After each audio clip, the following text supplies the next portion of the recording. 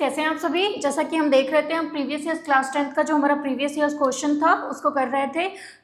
आज मैं लेकर के आई हूँ हमारा यूनिट 3 का जो प्रीवियस ईयर क्वेश्चन है। यूनिट 3 में जो 3 चैप्टर्स हमारे इंक्लूड है, इंक्लूजन चैप्टर है हमारा। इसके जो प्रीवियस ईयर क्वेश्चन है, MCQs वगैरह है, वो हम डिस्कस कर लेते हैं। ठीक है, chapter unit name is inclusion. Inclusion it means बोल रहे हैं यहाँ पे समावेशन। फर्स्ट चैप्टर की अगर हम बात करें तो उसमें एक गर्ल है जो बार बार ये सवाल करती है कि क्यों, मतलब उसके ऊपर अगर किसी बात को बोला जाता है या किसी रिचुअल्स को थोपा जाता है तो वो सवाल करती है क्यों।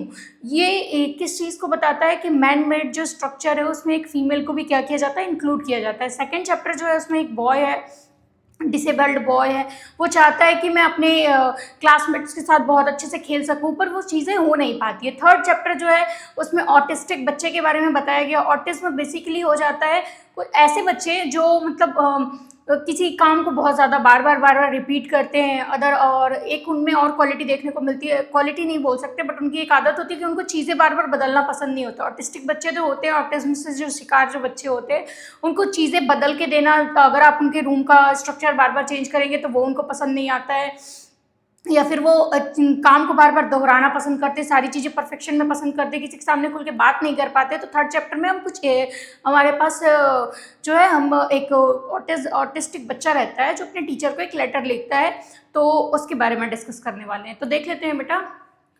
यूनिट नेम है हमारा इंक्लूजन। इंक्लूजन इट मीन्स समावेशन। ठीक है, समावेश मतलब इंक्लूड करना। रीडिंग ये है, चैप्टर 1 हमारा हो जाएगा थर्ड यूनिट का, the girl who asked why. ठीक है, एक लड़की रहती है जो हर बात पे क्या पूछती है, क्यों। मतलब अगर उसके ऊपर कोई रूल बताया जा रहा है कि हाँ ऐसा रूल है तो क्यों। सो देख लेते हैं, लड़की जिसने पूछा क्यों। ठीक है, so choose the correct answer from the option given below. ठीक है, पहले MCQs वगैरह हैं, मल्टीपल चॉइस क्वेश्चन है, जिसके एक वन वर्ड आंसर हमको क्या करना है, गिवन करना है। ठीक है, देना है। सो देख लेते हैं, आंसर चूज करना है, सॉरी ना। So first question is, the girl did not agree to her mother's view that girl should. ठीक है, वो जो बच्ची रहती है, वो जो लड़की रहती है, द गर्ल जो लड़की रहती है, वो एग्री नहीं करती किस चीज से, नॉट एग्रीड, मानती नहीं है किसकी बात को, अपनी मम्मा की बात को नहीं मानती है, किस व्यू को नहीं मानती है। सो फर्स्ट ऑप्शन है लर्न टू कुक, खाना बनाने के लिए सीखने बोलते हैं, इस बात को एग्री हो जाती है, खाना बनाना वो सीख लेती है। Do house hold chores, chores course ये भी बोल सकते हैं, इसका मतलब होता है घर के जो कामकाज होते हैं, साफ सफाई वगैरह, घर के कामकाज, उनको सीखने के लिए जब कहती है। सो एंड थर्ड है हमारा marry at the certain age, की मतलब अब आपकी एज हो गई है, 18+ हो गए या 16+ हो गए हो जी, ये प्रीवियस बात है, तो 16+ हो गए, अब आपको शादी कर लेनी चाहिए। ठीक है, सो फर्स्ट क्वेश्चन का आंसर हमारा हो जाएगा सी, मैरी एट सर्टेन एज। जब उनकी मदर कहती है कि चलो अब खाना बनाना सीख लो, तो वो बच्ची मान जाती है। फिर बोलती है घर के काम सीख लो, तो वो भी मान जाती है। बट थर्ड टाइम जब वो कहती है कि अब तुम्हारी एज हो गई, शादी कर लो, तो वो एग्री नहीं होती, वो बोलती है ऐसा क्यों, और वो एग्री नहीं होती है। ठीक है, सेकंड क्वेश्चन है हमारा, the parents believe that the girl should Mary. ठीक है, देखो सेकंड क्वेश्चन क्या बोल रहा है, उनके जो माता पिता थे उनका ये विश्वास था, बिलीव इट मीन्स क्या हो जाता है, भरोसा, विश्वास। विश्वास किस चीज में था, that the girl should marry, क्यों करनी चाहिए शादी। ठीक है, फर्स्ट ऑप्शन है take care of her husband, ताकि उनके पति की क्या हो सके, सेवा, वो अपने घर जाकर अपने पति की सेवा कर सके, क्यों, सेवा करने के लिए जन्म हुआ है। सेकंड है cook and do house hold work, खाना बना सके, घर के काम कर सके, नहीं। थर्ड क्या है, एट सर्टेन एज, क्यों चाहते थे उनके माता पिता कि उस लड़की की शादी हो जाए, क्योंकि उसकी एज हो चुकी थी, एक सर्टेन एज हो चुकी थी, तो वो चाहते थे कि अब इस एज में बच्चों की शादी, उनकी जो बच्ची है उनकी मैरिज हो जानी चाहिए। ठीक है, थर्ड क्वेश्चन है हमारा, when the king allowed her to join the panel. ठीक है, वो बच्ची कहाँ चली जाती है, शास्त्रार्थ करने के लिए विद्वानों के बीच पहुंच जाती है, चैप्टर में आप लोगों ने पढ़ा होगा। पैनल में जब वो जो किंग रहते हैं, वो उस पैनल, वो जो सम्मेलन होता है उसमें उनको शामिल नहीं होने देते, विद्वान कहते हैं कि नहीं, गर्ल जो है वो हमारे साथ नहीं बैठ सकती। So when the king allow करना मतलब,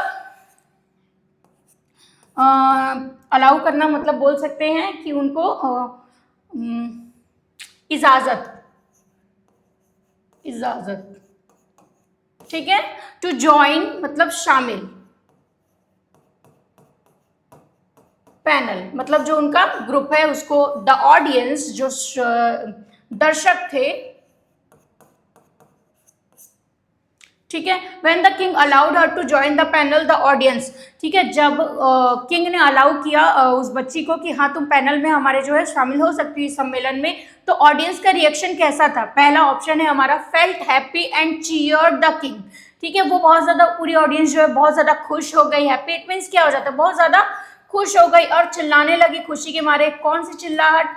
अब वो मैच वगैरह में देखते होंगे, क्रिकेट मैच जब होता है या कोई और भी मैच होता है तो जो ऑडियंस होती है वो किस तरीके से चिल्लाती है, उसको चीयरनेस बोल सकते हैं, ठीक है। So was not sure to her worthiness, ठीक है, लोगों को ये विश्वास ही नहीं था कि ये तो इन विद्वानों के आगे टिक ही नहीं पाएगी, ठीक है। एंड लेफ्ट द वेन्यू, वो सम्मेलन छोड़ के जो है दर्शक, बहुत सारे दर्शक सम्मेलन छोड़ करके चले गए। थर्ड ऑप्शन हमारा ये सॉरी सेकेंड ऑप्शन हमारा हो जाएगा was not sure of her worthiness, ठीक है, दर्शक को बिल्कुल भी ये विश्वास नहीं था कि वो लड़की शास्त्रार्थ में इतने बड़े बड़े विद्वानों को हरा देगी, ठीक है। सो यहाँ पे हमारा एमसीक्यूज कंप्लीट हो गया है। There are some question answers, so हम देख लेते हैं, ठीक है। आंसर द फॉलोइंग क्वेश्चंस, निम्नलिखित प्रश्नों के उत्तर दीजिए, ठीक है, निम्नलिखित प्रश्नों के उत्तर दीजिए। क्वेश्चन नंबर फर्स्ट है हमारा, why did the academy send the girl to the conference, ठीक है, जो एकेडमी, जो उनका जो क्या संस्था जो थी, उसने सम्मेलन के लिए उस लड़की को ही क्यों भेजा? संस्था ने लड़की को सम्मेलन में क्यों भेजा? सिर्फ वहां पे तो और बहुत सारे स्कॉलर रहे होंगे। सो आंसर है the academy send the girl to the conference because the girl was the brightest scholar in the academy, ठीक है, एकेडमी ने, संस्था ने उस लड़की को कॉन्फ्रेंस में, सम्मेलन में शामिल होने के लिए इसलिए भेजा क्योंकि वो लड़की जो थी वो सबसे ज्यादा प्रतिभाशाली स्कॉलर, मतलब प्रतिभाशाली विद्यार्थी जो है वो बोल सकते हैं उस संस्था की थी, ठीक है। संस्था ने लड़की को सम्मेलन में भेजा क्योंकि लड़की संस्था की सबसे ज्यादा प्रतिभाशाली विद्वान थी, इसलिए उनको भेजा। नेक्स्ट, और वैसे भी इनविटेशन जो है वो संस्था को आया था कि आप अपने एकेडमी से जो सबसे बेस्ट स्टूडेंट होगा उसको हमारे यहाँ सम्मेलन में भेजिए, हमारा एक जो बोल सकते हैं एक सम्मेलन होने वाला है उसके लिए आप भेजिए, ज्ञान प्रतिभा को प्रदर्शित करने के लिए।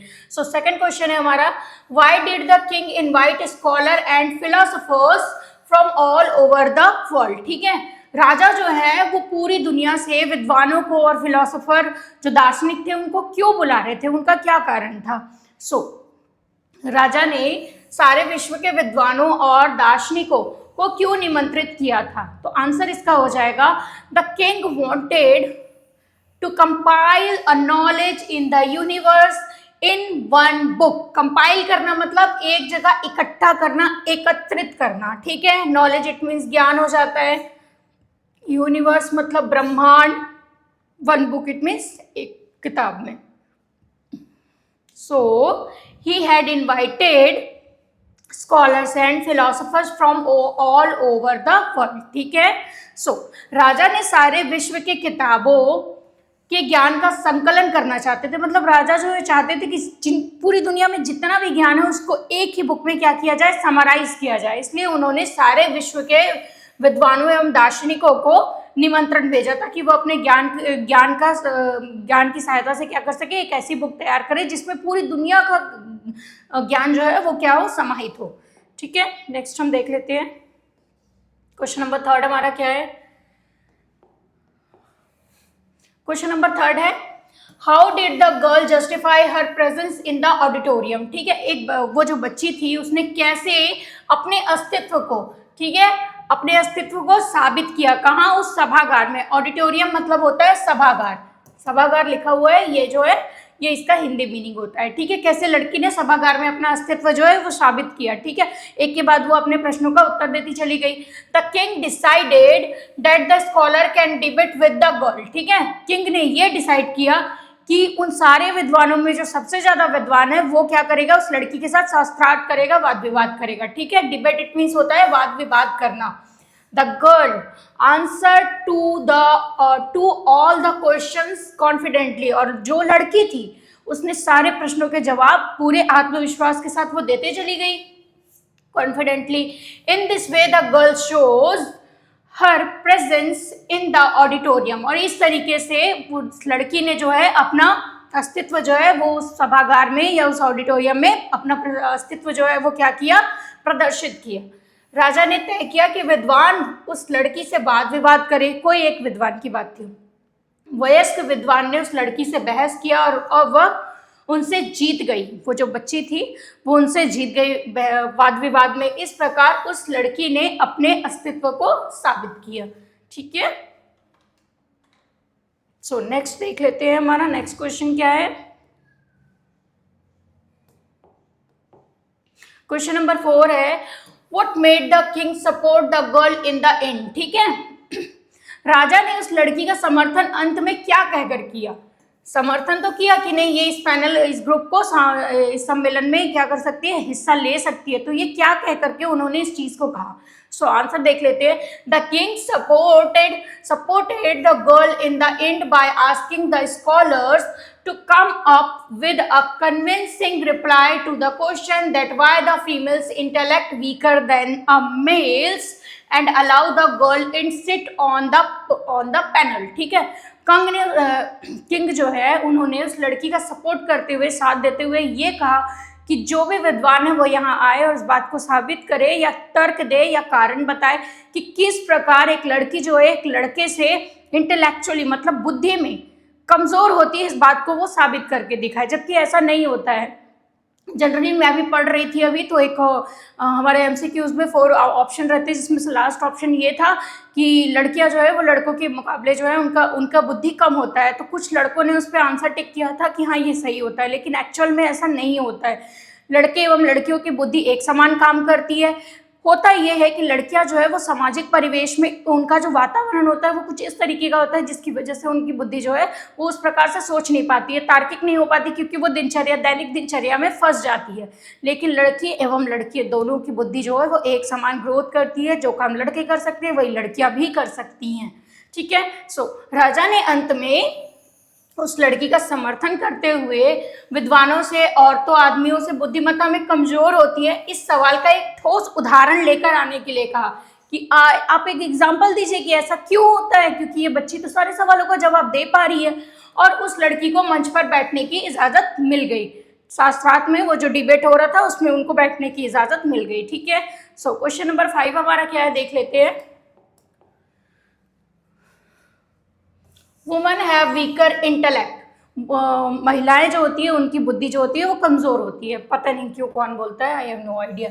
से द हैम्स, ये क्या फैली हुई है, एक अवधारणा है लोगों की। ठीक है, do you agree and disagree with this view, क्या आप इस बात से सहमत हैं या फिर असहमत हैं। ठीक है, सो अपना कारण बताइए, गिव रीजन। औरतें कमजोर बुद्धि की होती हैं और यह स्रोत है कि क्या आप सहमत या असहमत है इस राय से, कारण दीजिए। ठीक है, आप बताइए कि क्या सच में ऐसा होता है। सो आंसर देख लेते हैं। Woman have weaker intellect, we can not agree with this view including me. ठीक है, ऐसा कुछ भी नहीं होता है कि महिलाओं की बुद्धि जो है वो कम होती है। यदि महिलाओं को भी उस प्रकार के परिवेश में रखा जाए, उनसे उस तरीके के काम करवाए जाए, प्रैक्टिसिंग में आ जाए, तो वो महिला भी जो है काफी अच्छे से सारे काम को संभाल लेती है। ठीक है, woman have the power to change their weakness into strength. ठीक है, महिलाओं में ये क्षमता होती है कि वो अपनी कमजोरी को अपनी ताकत बनाएं। ठीक है, woman are more responsible and punctual than man. ठीक है, वुमेन्स जो होती हैं वो ज़्यादा रिस्पॉन्सिबल होती हैं और पंक्चुअल समय को की पाबंद होती है पुरुषों की अपेक्षा। Women are not only eligible for cooking, महिलाएं जो होती है सिर्फ खाना बनाने के लिए एलिजिबल नहीं होती या खाना बनाना ही नहीं जानती, बल्कि बट ऑल्सो एजुकेट वेल, और बल्कि शिक्षा देना भी बहुत अच्छे से जानती है। Women can do everything well, और महिलाएं जो हैं वो सारे काम बहुत अच्छे तरीके से कर सकती हैं। औरतें कमज़ोर बुद्धि की हैं, हम इस राय से सहमत नहीं हैं, क्योंकि औरतें अपनी कमज़ोरी को शक्ति में बदलती हैं। औरतें आदमियों से ज़्यादा जिम्मेदार और जवाबदार होती हैं। वे न केवल अच्छा खाना बनाती है बल्कि पढ़ाई में अच्छी रहती है। औरतें हर काम को अच्छे से जो है वो करती है, जिम्मेदारी के साथ करती है। ये सच में है। अगर आप देखेंगे ट्रैफिक रूल्स में जनरली नोटिस करती हूँ तो ट्रैफिक रूल्स भी महिलाएं ठीक ठाक ही फॉलो करती हैं पुरुषों की अपेक्षा। कट मार के जाना ये सब जो है तो वो नहीं करते। हेलमेट अगर आप देखेंगे तो महिलाएं ज़्यादा तरीके से ही रहती है हेलमेट, वो जब तक चालान वगैरह की व्यवस्था ना हो जाए तब तक मेल पर्सन जो है, मोस्ट ऑफ सभी को नहीं बोल रही हूँ, सो हेलमेट वगैरह भी देखने को नहीं मिलता है। तो देखते हैं बेटा ना। रीडिंग बी सेकंड हमारा क्या हो जाता है, रीडिंग बी। इसमें भी कुछ एक बच्चे की बात हो रही है जो थोड़ा जो डिसेबल है, वो चाहता है कि मैं अपने दोस्तों के साथ अच्छे से खेल सकूं पर उसे अपने साथ कोई खिलाता नहीं है। तो ये भी कुछ उसी तरीके की बात हो रही है। Including all my friends, include करना मतलब शामिल करना, ठीक है। ऑल माई फ्रेंड्स मेरे सारे दोस्त भी शामिल। चैप्टर नेम है हमारा, ये हमारा पोम है, ठीक है। तो देख लेते हैं। Choose the correct answer from the option given below, ठीक है। चूज द करेक्ट आंसर, एक वन वर्ड आंसर जो है उनको क्या करना है, यहाँ पे बहुत सारे ऑप्शंस, 3 ऑप्शंस गिवन है, उसमें से कोई एक आंसर हमको क्या करना है, चूज करना है, चुनाव करना है, ठीक है। तो देख लेते हैं फर्स्ट क्वेश्चन हमारा क्या है। I like to play with my friends, they like to play with me. मुझे मेरे दोस्तों के साथ खेलना पसंद है, मेरे दोस्तों को भी मेरे साथ खेलना पसंद है, ठीक है। लाइक इट मीन्स क्या होता है, पसंद। मुझे मेरे साथ खेल I like to play with my friends, मेरे दोस्तों के साथ मुझे खेलना पसंद है, मेरे दोस्तों को भी मेरे साथ खेलना पसंद है। Who are I and my friend, इस पोम जो है, जो कविता है, इसमें आई कौन है, मैं कौन है और मेरे दोस्त कौन है। आई मतलब मैं कौन हूं और मेरे दोस्त कौन है। सो देख लेते हैं इसका आंसर क्या हो जाएगा। फर्स्ट का आंसर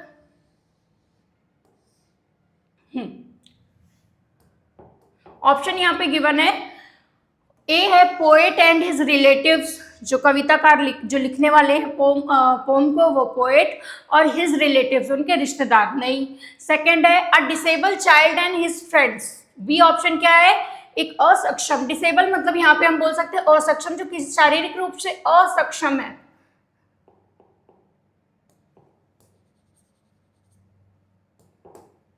असक्षम बच्चा जो है, हो सकता है वो चलने में असक्षम हो, बोलने में असक्षम हो, देखने में असक्षम हो, किसी भी तरीके की डिसेबिलिटी होगी। So a disable child can his and his friends, उसके सारे दोस्त जो उनके दोस्त हैं वो, ठीक है। थर्ड है the boy and his classmates, वो जो लड़का है जो कहानी के बारे जो कहानी पोम के बारे में जो बात कर रहा है, जो बोल रहा है, वक्ता जो है वो, और उसके क्लासमेट्स, कक्षा सहपाठी जो है वो। पर नहीं, इसका आंसर हो जाएगा हमारा अ डिसेबल चाइल्ड, क्योंकि ये चैप्टर जो है वो डिसेबल चाइल्ड के बारे में है और उनके दोस्तों के बारे में है। So a disable child and his friends. Second option है what did the bad guy do, जो बुरे बच्चे थे वो करते क्या थे। ये जो बैड गाय, इट मीन्स बोल रहे हैं बुरे बच्चे जो थे वो क्या करते थे, किस तरीके से परेशान करते थे। सो ऑप्शन फर्स्ट है played a talked to us, खेलते थे, बातें करते थे, नहीं। Said bad words about us, about मतलब हो जाता है बारे में, उनके बारे में क्या कहते थे, बुरी बुरी बातें करते थे, ठीक है। सो सेड मतलब कहना, क्या कहते थे, बुरी बुरी बातें कहते थे, उनका मोरल डाउन कर देते थे। तो ऑप्शन हमारा बी जो है वही आंसर सही हो जाएगा। थर्ड ऑप्शन फिर भी देख लेते हैं हम। Said that they're our friends, उनके बारे में भी बोलते थे, उनके दोस्तों के बारे में भी बोलते थे। तो नहीं, ये ऑप्शन जो है ये हमारा करेक्ट आंसर है। Said bad words about us, वो उनके बारे में बुरा बुरा कहते थे।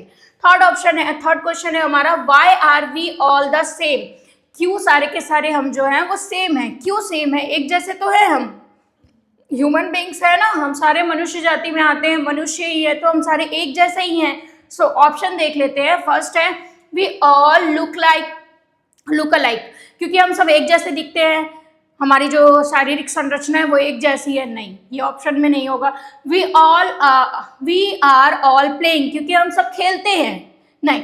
We are all human beings, क्योंकि हम सभी मनुष्य जाति में आते हैं, हम सभी मानव है, इसलिए मतलब मनुष्य जाति में आते हैं, इसलिए हम क्या बोलेंगे इसे, हम सब एक समान ही तो है, बस क्या है थोड़ा रूप रंग का अंतर है, बाकी तो हम सब एक समान ही है। बुद्धि से अगर देखा जाए तो हम सब एक समान ही होते हैं, सोचने की क्षमता सब में एक समान होती है, शारीरिक संरचना में परिवर्तन हो सकता है, ठीक है। सो देख लेते हैं थर्ड क्वेश्चन क्या है।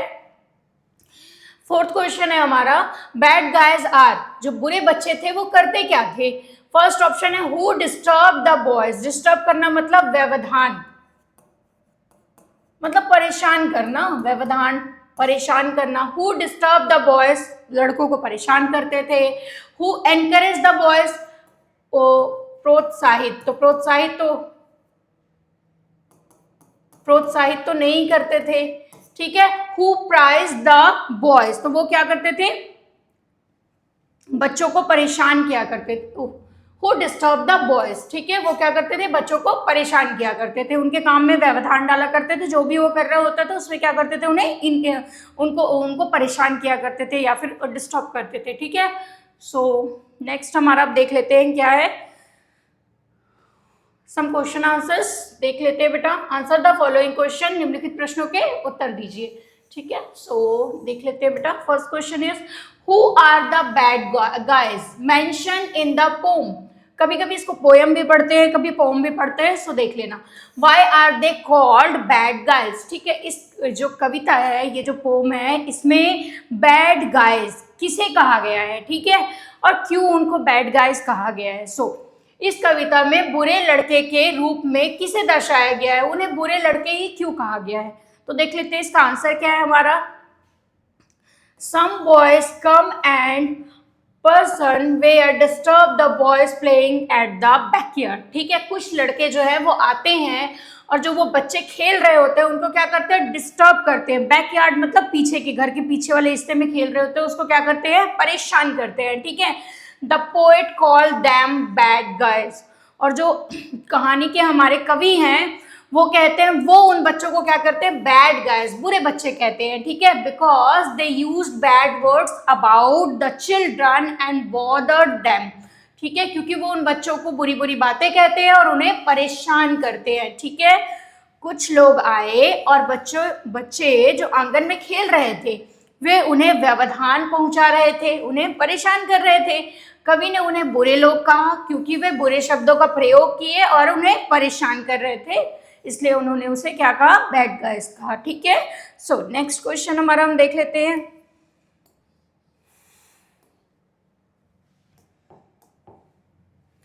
List the things the bad guys bothered the children about, ठीक है, ऐसी चीजों का क्या करना है, उन वस्तुओं की सूची बनाइए जो बुरे लोगों ने बच्चों को तंग करने के लिए की। तो देख लेते हैं आंसर हमारा क्या है।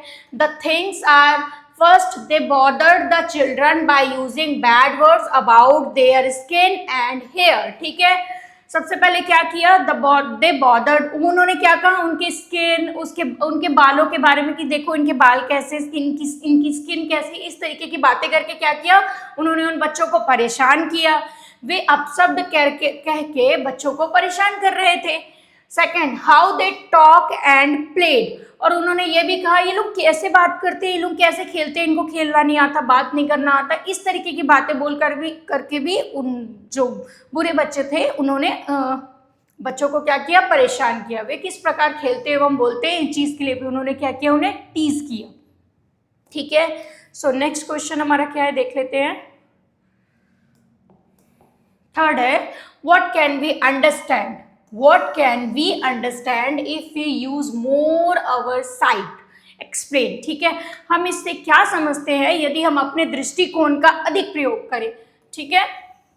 इट मीन्स यहाँ पे तार्किक चिंतन की बात हो रही है, हमारे सामने अगर कोई समस्या रख दी जाती है, डिलेमा की बात हो रही है ना, तो हमारे सामने कोई अगर समस्या रख दी जाती है तो उस समस्या के अंतर्गत हम क्या करेंगे, तार्किक होकर के सोचेंगे कि ये समस्या उत्पन्न क्यों हुई या इस समस्या का समाधान क्या हो सकता है, तो इस तरीके की बात हो रही है। सो द बैड गाइज, इसका आंसर देख लेते हैं। The bad guys are not all the world has to offer, दुनिया में सिर्फ बुरे व्यक्ति ही नहीं है, ठीक है, दुनिया में सिर्फ बुरे व्यक्ति ही नहीं है, there are good people too, और यहाँ क्या है, अच्छे लोग भी, अच्छे इंसान भी रहते हैं। Only if we use more than our sight, केवल हमें अपनी दृष्टि के परे जो है, मतलब तार्किक होकर के सोचने की जरूरत है कि हाँ जो चीजें दिख रही है उसके इतर भी जाके हमको देखने की जरूरत है, जो दिख रहा है और जो नहीं दिख रहा है उनको भी सोचने की हमको जरूरत है। बहुत ज्यादा नेगेटिविटी में जाने की जरूरत नहीं है, बहुत ज्यादा उदास निराश होने की आवश्यकता नहीं है, ठीक है। सो क्वेश्चन नंबर 4 हम देख लेते हैं।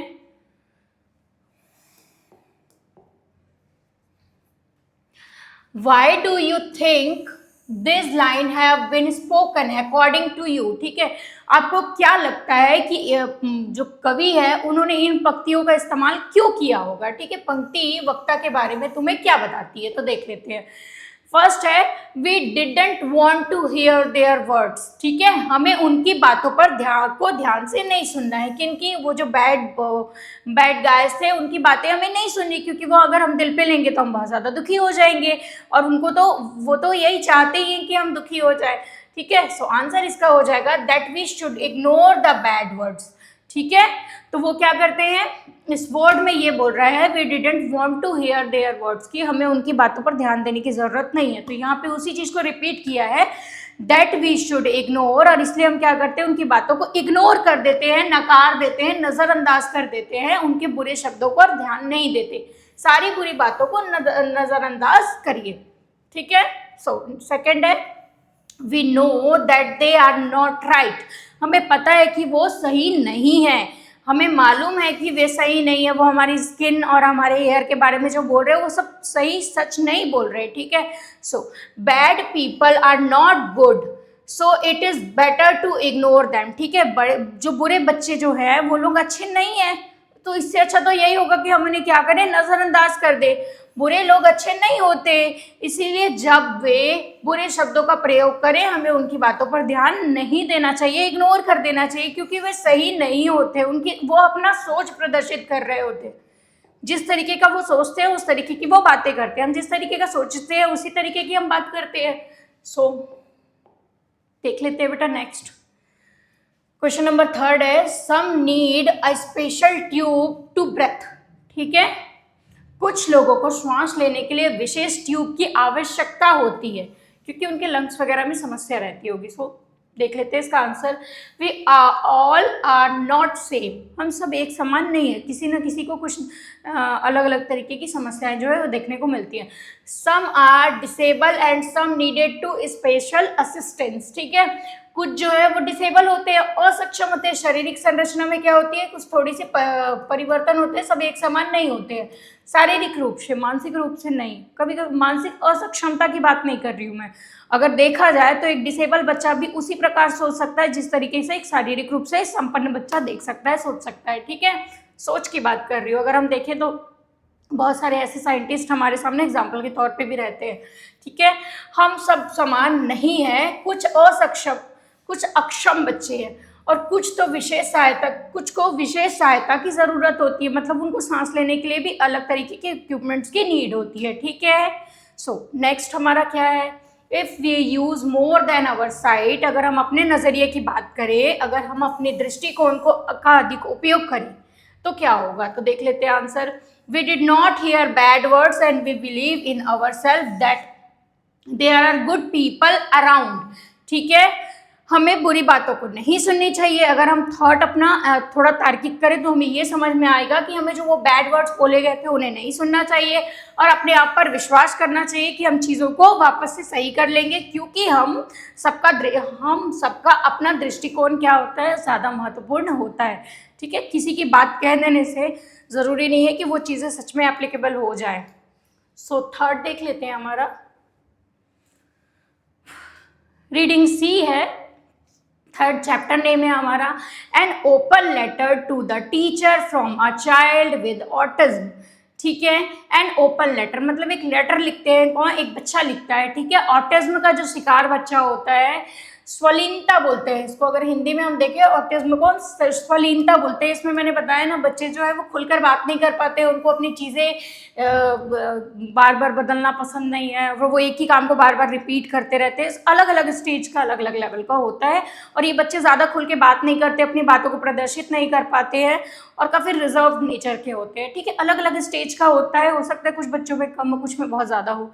सो देख लेते हैं ना, an open letter to the teacher from a child with autism, आत्म केंद्रित बच्चे का शिक्षक के नाम खुला पत्र, मतलब उन्होंने अपने मन से जो है, उस बच्चे ने अपने मन से अपने टीचर के लिए एक लेटर लिखा है, और ये बहुत बड़ी बात है। अगर एक ऑटिस्टिक बच्चा अगर टीचर के लिए लेटर लिख रहा है, इट मीन्स उस टीचर ने उसके लिए बहुत अच्छा वर्क किया होगा, दैट वाई वो एक लेटर लिख रहे हैं। सो आंसर देख लेते हैं यहाँ पे, इसमें एमसीक्यूज नहीं है हमारा। आंसर द फॉलोइंग क्वेश्चन, निम्नलिखित प्रश्नों के उत्तर दीजिए। ठीक है, तो क्वेश्चन नंबर फर्स्ट हमारा हो जाता है, देखो ये क्वेश्चन हमारा बार बार रिपीटेड है। ठीक है, so what problem does Louis have, Louis को क्या समस्या थी?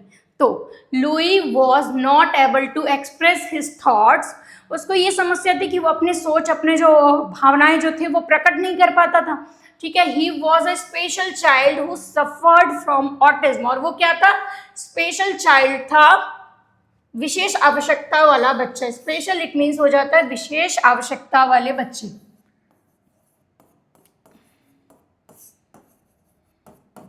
विशेष आवश्यकता वाले बच्चे, उनको स्पेशल चाइल्ड कहा जाता है। ठीक है, सो सफर्ड मतलब जूझ रहा था, बीमार था। ठीक है, लुई अपने विचारों को व्यक्त करने में समर्थ नहीं था, वह एक आत्म केंद्रित बच्चा था। इसको हाँ, ऑटिज्म को आत्म केंद्रित बोला है, इसको शुद्ध हिंदी में अगर ले तो स्वलीनता भी बोला जाता है। ठीक है, सो देख लेते हैं नेक्स्ट हमारा क्या है, question number 2। Why does Louis need a break? Louis को ब्रेक की नीड मतलब एक वो क्यों चाहता था, लुई एक विराम क्यों चाहता था? तो आंसर हम देख लेते हैं इसका। When Louis worked hard and felt tired, ठीक है, क्या होता था जब लुई कठिन परिश्रम करता था तो वो क्या करने लगता था? टायर्ड, थकान महसूस करने लग जाता था, बहुत ज्यादा थक जाता था। He needed a break to walk around, और वो क्या हो जाता था? उसको ब्रेक, एक विराम की आवश्यकता होती थी जिससे कि वो क्या कर सके? थोड़ा आराम कर सके। ठीक है, सो जब लुई कठिन परिश्रम करता है तो वह थकान महसूस करता है, उसके चारों ओर जो हो रहा है उसके लिए वह एक विराम चाहता है कि बस सारी चीजें थोड़ी देर के लिए क्या हो जाए? रुक जाए। ठीक है, सो क्वेश्चन नंबर 3 हम देख लेते हैं क्या होगा।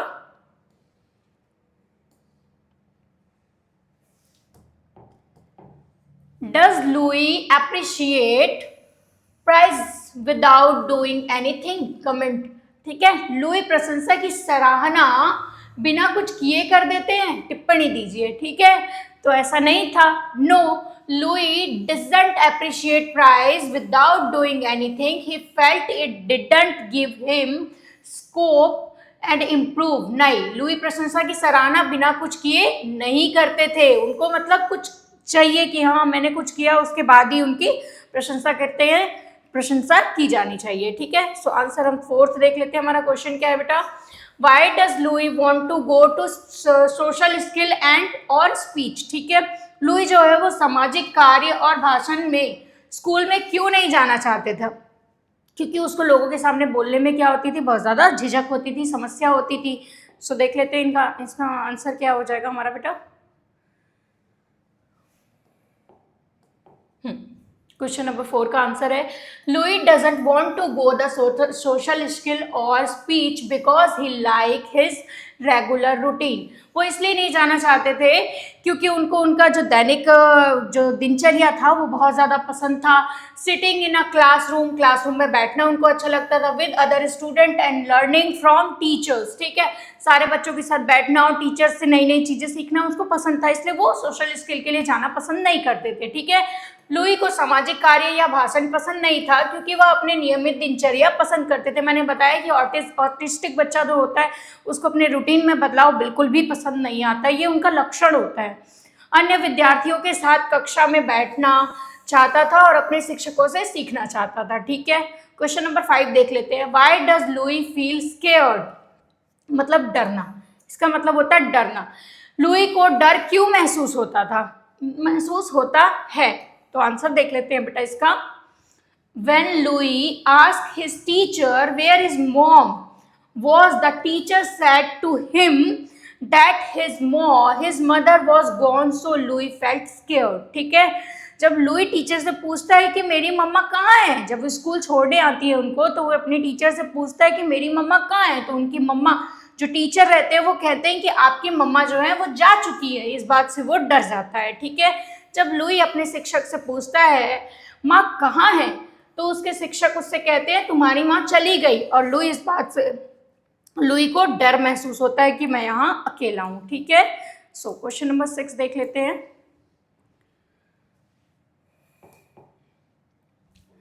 वाई डज लुई से the teacher is good? Louis क्यों कहता है कि शिक्षक अच्छे हैं? आंसर देख लेते हैं बेटा। Louis like to learn and try new things. Louis को क्या पसंद था? नई नई चीजें सीखना और नई नई चीजों को प्रयोग करना उन्हें बहुत अच्छा लगता था। The teacher help him to learn, और टीचर जो है उनकी मदद करते थे इन सारी चीजों को सीखने में। सो ही से the teacher is good. Louis को नई चीज़ों को सीखना और कोशिश करना क्या था? बहुत ज़्यादा पसंद था। जो उनके शिक्षक सिखाते हैं तब वह शिक्षक को क्या कहते हैं? अच्छा कहते हैं। ठीक है, तो इसलिए वो क्या कहते हैं? लुई जो है वो टीचर को क्या कहते हैं? अपने बहुत अच्छा कहते हैं, क्योंकि वो उनकी सीखने में मदद करते हैं। क्वेश्चन नंबर 7 देख लेते हैं। Why does Louis like to be in his regular classes? Louis को अपनी नियमित कक्षाएं क्यों पसंद थी? एक तो वो ऑटिस्टिक बच्चे थे, ये मेन रीजन है। यहाँ रीजन चैप्टर के क्या गिवन है वो देख लेते हैं ना। Louis like to be a regular classes because he want to learn from his teacher and he want to be in a company of the other students in his class. ठीक है, Louis को regular classes अपनी बहुत ज्यादा पसंद थी। He wants to learn, क्योंकि वो सीखना चाहते थे फ्रॉम हिज टीचर, अपने शिक्षक से वो सीखना चाहते थे। And he want to be company, और उनको साथ पसंद था। किनका? अदर स्टूडेंट्स का। साथ में क्लास में बैठना उनको बहुत अच्छा लगता था। लुई को अपनी नियमित कक्षाएं पसंद थी क्योंकि वह अपने शिक्षक से सीखना चाहता था और वह अपने कक्षा के अन्य छात्रों के साथ रहना पसंद करता था। ठीक है, सो आगे क्वेश्चन देख लेते हैं बेटा। यहाँ पे हमारा सारा क्वेश्चन जो है वो कंप्लीट हो गया है। सो यूनिट 3 के हमारे सारे क्वेश्चन जो है वो ऑलमोस्ट कंप्लीट हो गए हैं। नेक्स्ट लेक्चर में आप लोगों को मैं नेक्स्ट लेक्चर में मैं आप लोगों को यूनिट 4 के इंपॉर्टेंट क्वेश्चंस जो है वो सारी चीज़ें बता दूंगी। Okay, thank you.